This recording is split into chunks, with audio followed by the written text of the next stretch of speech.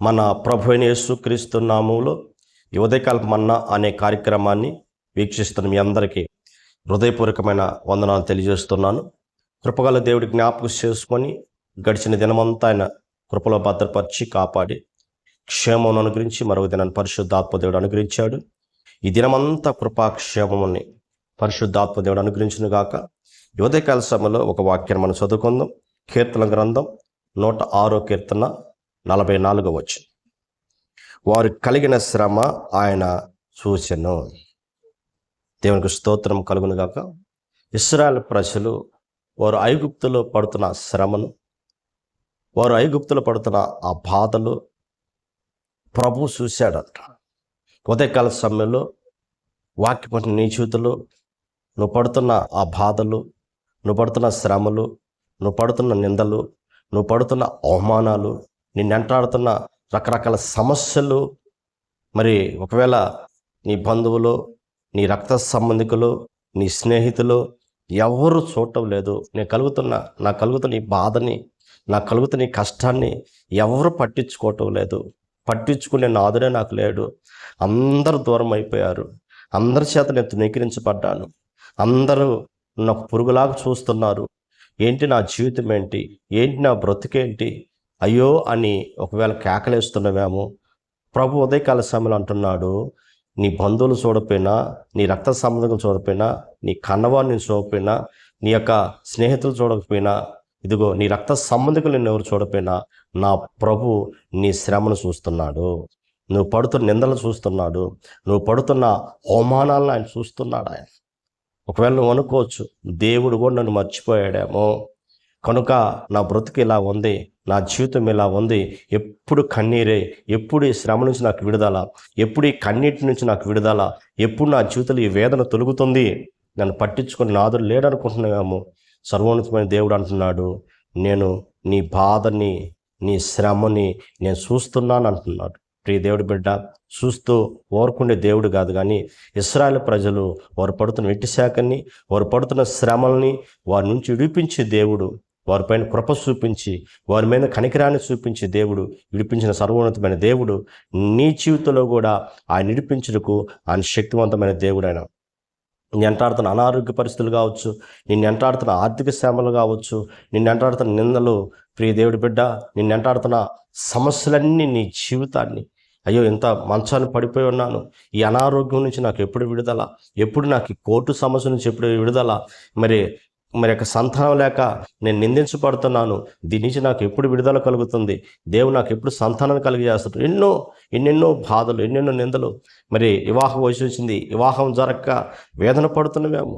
రకరకాలుగా ప్రియ దేవుడి బిడ్డ, ఏ పరిస్థితుల్లో దేన్ని బట్టి నువ్వు శ్రమ అనిపిస్తున్నావు, దేన్ని బట్టి నువ్వు నిందలు అనిపిస్తున్నావు, దేన్ని బట్టి ఒకవేళ కృంగిపోయిన పరిస్థితుల్లో ఉండవు, నీ ప్రతి శ్రమను నా ప్రభువైన యేసుక్రీస్తు చూస్తున్నాడు. ఆయన చూసి మౌనంగా ఉండేవాడు కాదండి.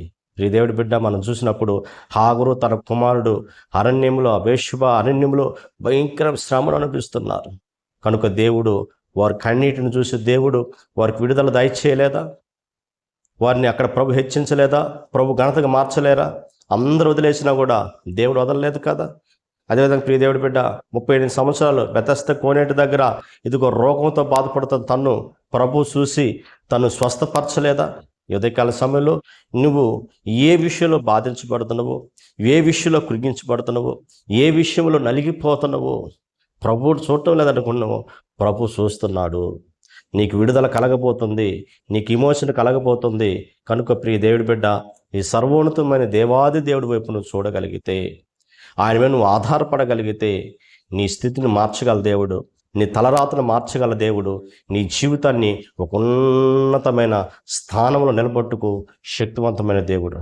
కనుక అన్ని దూరమైపోయి, అందరూ దూరమైపోయి, ఒంటరిగా ఏకాకిగా వేదనకర పరిస్థితుల్లో కృంగిపోతూ, ఇదిగో నిన్నువే నిందించుకుంటూ, నిన్నువే అవమానపరుచుకుంటూ, ఎందుకు నా బ్రతుకెందుకు అని ఒకవేళ దూషించుకుంటున్నావా ప్రియ దేవుడి బిడ్డ, ప్రభు సమస్తాన్ని చూస్తున్నాడు. ఆయన సమస్తాన్ని చూస్తున్నాడు. ఆయన శత్రువులు తరుముతున్నారా, మరి అనవసరంగా నిన్ను నిందిస్తున్నారా, అవమానిస్తున్నారా, రకరకాల సూటిపోటు మాట్లాడుతున్నారా, సమస్తం చూస్తున్నాడు.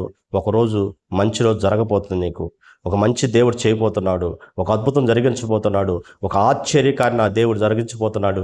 ఎందుకంటే ఆయన ఆకాశం నుంచి తొంగి చూసే దేవుడు. ఆయన ఇశ్రాయేలుని కాపాడు దేవుడు, కొనకుడు నిద్రపోడు. కనుక ప్రియ దేవుడి బిడ్డ, నువ్వు అనుకుంటున్నావేమో ప్రభు కూడా మర్చిపోయారు, అందరూ మర్చిపోయినట్లుగా ఆయన కూడా మర్చిపోయాడంటే మర్చిపోయాడు కాదు. కానీ ఆయన వైపు చూడు, వైపు పొట్టు. సర్వోన్నతమైన దేవుడు ఒక గొప్ప విజయాన్ని నీకు దేవుడు ఇవ్వబోతున్నాడు, గొప్ప జయాన్ని నీకు అనుగ్రహించబోతున్నాడు. అనవసరంగా నీ మీద నిందిస్తున్నారు, అవమానిస్తున్నారు. ఏ పరిస్థితుల్లో ఉన్నా, ఏ స్థితిలో ఉన్నా సమస్తాన్ని ప్రభు చూస్తున్నాడు. ప్రభుకి నీ జీవితాన్ని అప్పగించుకో. ఒకవేళ ఇంకా రక్షణ లేకపోతే రక్షణ పొందుకో. ప్రభు సన్నిధిలో దేవుని యొక్క సన్నిధికి ఇంకా వెళ్ళకపోతే, దేవుని మందిరానికి వెళ్ళకపోతే దేవుని మందిరానికి వెళ్ళు, ఆయన ప్రార్థన చేయి.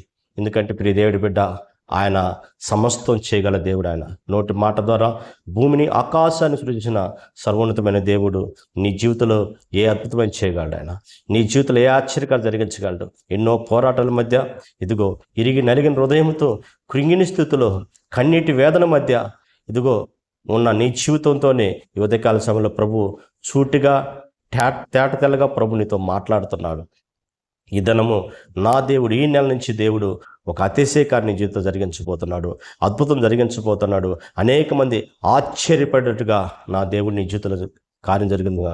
ఆ రోజు ఇశ్రాయేలు ప్రజలు చూసిన దేవుడు, ఈ సమయంలో యొక్క హాగర్ జీవితాన్ని చూసిన దేవుడు.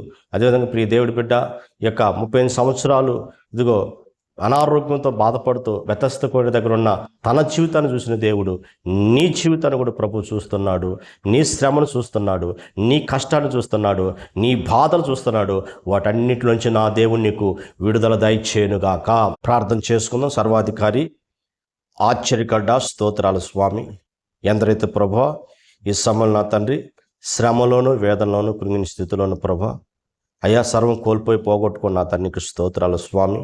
నిందల అవమానాల మధ్య నా తండ్రి రకరకాల సమస్యల చేత పీడించున్న ప్రజలకి ఒక గొప్ప విడుదల కలుగునుగా కేస్తున్నాము నా తండ్రి.